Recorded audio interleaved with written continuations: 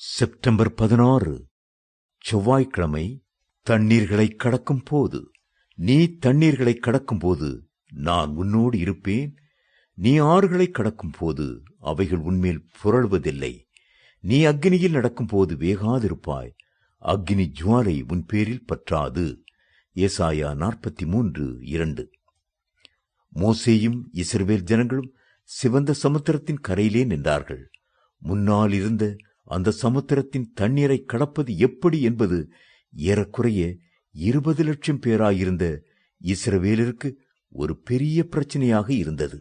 சமுத்திரத்தின் அலைகள் சீறிக்கொண்டு கரையை நோக்கி அடுக்கடுக்காய் வந்திருக்கும். ஆனால் கர்த்தரோ மோசேயின் கோல் மூலமாக அந்த பெரிய சமுத்திரத்தை இரண்டாக பிளந்து கொடுத்தார்.